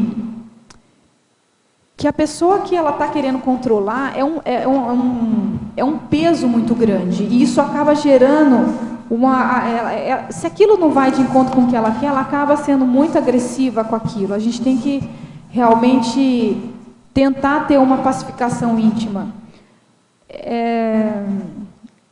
As agressões, assim, às vezes as agressões, elas são verbais, às vezes elas são energéticas, às vezes elas são agressões, às vezes no olhar, a pessoa, né, controla pelo olhar. Então, a agressividade é um ponto bem comum que eu vejo, que a gente tem que ficar bem atento, bem atento. Essa aqui vem de Madrid para você. Em Argumentologia, página 5, na seção Trafores, poderia exemplificar na sua vivência uma dessas associações geradoras de megatrafares compostos, anulando a ação cosmoética? Ela pede qualquer um exemplo que você puder dar. Por exemplo, a pessoa que é muito proativa, né, que ela tem energia para fazer, só que se ela não tiver, e ela vai ter que conviver com outras pessoas, se ela não tiver, que é o item 10, tá? Se ela não tiver tolerância com a dificuldade do outro, isso é muito antifraterno. Você quer fazer tudo do seu jeito, atropelando, né? Porque às vezes tem essa questão de atropelar. Então, assim, eu sou proativa, eu quero fazer tudo, eu tenho aquela energia, mas eu tenho que respeitar que o processo acontece com outras pessoas, né? A evolução acontece juntamente com as outras. Então, eu tenho que ter a tolerância com a dificuldade do outro, com o tempo do outro, com o que o outro pensa. E eu tenho que tentar casar isso com as ideias e fazer com que isso entre em conjunto para ter algo positivo. Senão fica muito complicado. Em Parafatologia, página 2, final da segunda linha, poderia nos elencar alguns dos argumentos de poder parapsíquico? Como podemos conviver cosmoeticamente sem utilizarmos destes argumentos? Eu já até coloquei que eu já vivenciei com alguns parapsíquicos que eles controlavam pelo parapsiquismo, né? Então, assim, como ele tinha acesso ao extrafísico e os demais não tinham... Não, quer ver uma coisa assim, acachapante? Qualquer coisa que você falar, for do desagrado de uma pessoa, você está assediada. Aí te corta pela raiz. Se está assediada, nossa, isso aí aconteceu, foi bem isso. E assim, a pessoa, quando ela quer ela quer te calar, ela fala que você está assediada. Ela quer acabar o assunto, ela fala assim, não, mas tem uma consciência que eu vi e falou assim, assim, assado. Quer dizer, você não viu, entendeu? Aí você vai ficar falando que está. Então, assim, ela utiliza, às vezes, né, de coisas, de sentimentos que ela tem, ela te mata no ninho, você não tem nem como argumentar. Então, comigo já aconteceu assim, porque o meu amparador estava lá, não sei o que, não. Eu falei assim, mas o meu também, eu acredito mais no meu do que no seu. Aí ela calou. Não, e o assediador também, né? A questão não, mas usa tanto assediador quanto amparador. O amparador dela você não conhece, você conhece, às vezes, o seu. Eu tive um processo com uma pessoa que ela falava, eu falei assim, quer saber? Isso é uma verdade para você, para mim não é. Então, se o amparador quiser que eu veja mesmo, que ele venha me mostrar. Do contrário, a verdade é sua. E se nunca mais você usa isso para mim, por favor. Porque isso para mim é besteira. Porque era com essa intenção de usar esses argumentos, né? Em Parafatologia ainda, página 2, final da 6ª linha, poderia nos falar mais sobre a falta de autoridade moral perante as consciências relacionada ao tema do seu verbete? É o seguinte, às vezes, por exemplo, às vezes você até está fazendo uma pequena reciclagem, mas as suas consciências lá do passado te reconhecem, e você foi um comandante de guerra que controlou um monte de coisa. Às vezes eles te reconhecem, Então, assim, você vai aos poucos adquirindo essa autoridade moral. E isso é uma questão de vivência. Enquanto você não ir fazendo as reciclagens, a questão do controle vai estar nas suas energias. Queira você, queira não, as consciências te reconhecem por isso. Então, quando você tiver condições de falar, peraí, tudo bem, eu fui isso no passado, mas agora eu tenho outra postura, é a questão da autoridade moral que você vai ter. Do contrário, isso vai estar nas energias e aí você tem que ficar caladinho para os assediadores que chegam apontando o dedo na tua cara. E é muito ruim, né? Você não poder... O único jeito é o exemplarismo mesmo. Professora Amanda, efeitologia, página 2, terceira linha. Poderia exemplificar o efeito do EV no desassédio das companhias dominadoras? O estado vibracional ajuda muito para esse desassédio, tá? Eu sempre falo algo que vai além. Eu sempre falo, gente, EV é muito positivo, mas a gente tem que qualificar esse EV com a nossa pensanidade. Então, pensar na questão do EV, quanto mais energia você tem, mais você tem estofo, né, para estar aguentando isso, e qualificando o teu EV com a pensanidade diária. Eu acho essencial a gente ampliar mais um pouquinho até a questão do EV. Na neossinapsologia, página 2, primeira linha, poderia esclarecer rigidez pensênica dificultando as neossinapses? Se você tem rigidez na tua pensenidade, quando vierem novos conhecimentos, aquilo vai bater e voltar para você. Então, você tem que estar realmente aberto às novas sinapses que você tem. Isso aconteceu comigo na condição da consciencioterapia.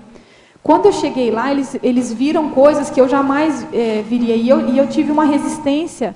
Não, mas não é assim, não pode ser assim. Então, assim, para de ter essa rigidez, para de ter essa reatividade, essa defesa. Entendeu? Abra a sua pensenidade. Entenda que existem pessoas que têm coisas tão boas quanto as suas, ou até melhores. Então, senão essa rigidez pensênica, você só pensa naquilo, aquilo é melhor, então a gente tem que flexibilizar. No Paradoxologia, página 3, poderia expandir o paradoxo de a falta de autocontrole poder promover a necessidade de controlar o outro? Sim. Quando você não tem o controle, é mais fácil olhar para o outro e controlar o outro, é mais superficial. Para você controlar a si mesmo, dá mais trabalho. Você tem que fazer uma reciclagem profunda, você tem que se olhar, e às vezes isso dói, isso não é tão simples. Então é mais fácil eu olhar o meu defeito no outro e criticar do que eu olhar o meu e reciclar, que vai levar tempo. Porque assim, às vezes eu penso, gente, eu fico 3 anos anotando, colocando no papel, não é fácil reciclar. Aí, num segundo, uma pessoa te tira do sério e você volta como se fosse da estaca zero. Eu fiquei 3 anos estudando aquilo, anotando.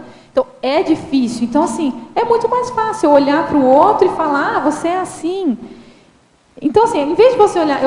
a dica que eu dou, assim, que tem me ajudado muito, em vez de falar, o outro é assim, você pergunta, o quanto aquilo me incomodou, o quanto eu tenho daquilo em mim. Aí você, sabe uma coisa, você para até de criticar os outros, porque aí você começa a ficar tão difícil, tudo que você bater no outro voltar para si, que você começa a falar, deixa eu criticar menos, porque eu não estou dando conta de tudo, né? Então, é mais ou menos isso.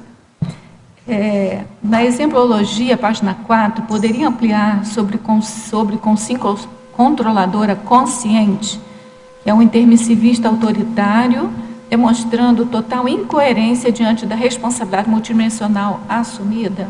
Isso eu fiz um chamado para nós. Isso aqui é para nós, que estamos aqui com todas essas ideias já, né, pelo menos teóricas. E lá, de alguma forma, no intermissivo, a gente assumiu responsabilidades multidimensionais assumidas, né, assumiu essas responsabilidades multidimensionais.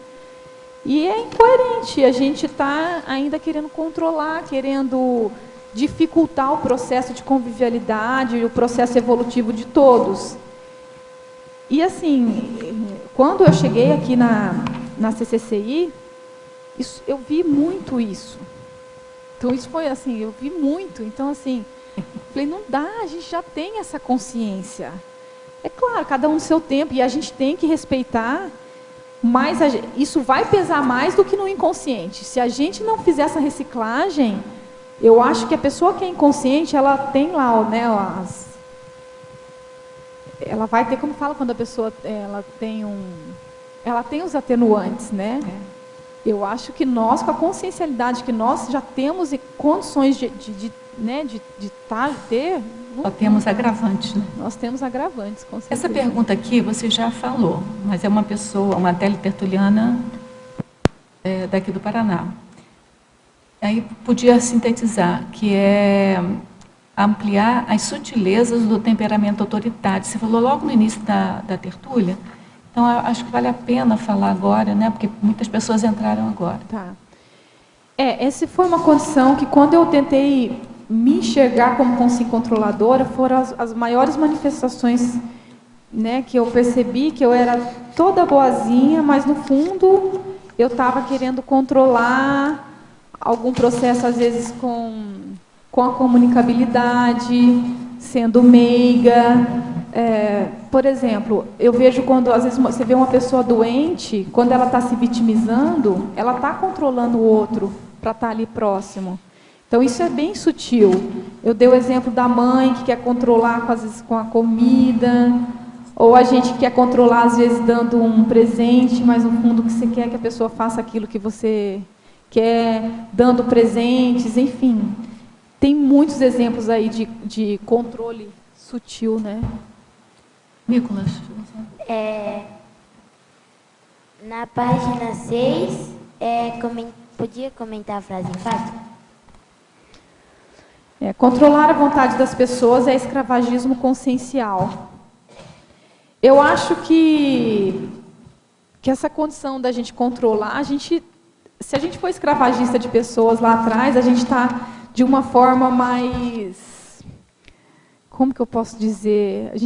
A gente ainda está mantendo esse padrão, de uma forma às vezes mais intelectual, mas é um escravagismo que a gente faz com as pessoas. Porque, às vezes, até pior, porque a condição intelectual, nós que falamos de tares, de esclarecimento, é inadmissível falar em controle. Como você pode controlar se um dos nossos maiores objetivos aqui é a tares? Então, eu acho que a gente não pode, de fato, pensar muito nessa questão do escravagismo. A gente está repetindo as coisas do passado de uma forma mais sutil, às vezes mais elaborada até, né? Às vezes até pior, eu acho. E eu acho, aí eu ponho depois, que o respeito interconsciencial deve ser a decisão prioritária e cosmoética da consciência lúcida para a convivialidade sadia. A gente tem que respeitar a condição intraconsciencial de cada um, por mais que você saiba mais, por mais que você tenha condições, às vezes até de uma visão mais ampla, mas cada um está no seu processo, e é nossa obrigação respeitar o processo de cada um. E se a gente não tiver isso como decisão, as nossas convivências... eu acho que a questão da convivialidade é um bom termômetro para saber como a gente está evoluindo. Convivialidade. A convivialidade. Se você está tendo muito conflito nas suas convivialidades, está acontecendo alguma coisa séria, está na hora de repensar. A questão da confiabilidade te dá um retorno, que ninguém precisa nem da heterocrítica, está ali na tua cara. De alguma forma, você não está conseguindo compreender o processo, respeitar o outro. Então, eu acho que a gente tem que pensar muito... um dos objetivos meu é melhorar o processo de convivialidade. Então, assim, eu acho que vale a pena a gente investir muita energia aí para refletir e compreender todas essas relações.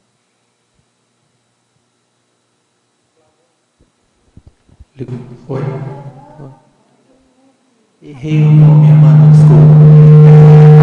Primeiro, parabéns pelo verbete. Obrigada. Segundo, assim, eu fico pensando, imagina que você formasse dupla com alguém com a mesma característica tua, né? Paradoxalmente, você diz que achou, né, que é fácil lidar com ele e tal. Falando de dupla, então, você consegue perceber um amparo aí, ter formado uma dupla para justamente os dois se equipararem? E aí, falando em equiparação, a pergunta é para o Jairo. Jairo, tem alguma técnica que ajude nessa equiparação? Só, eu vou já passar para o Jairo. Eu acho que teve muito amparo, sim. Por quê?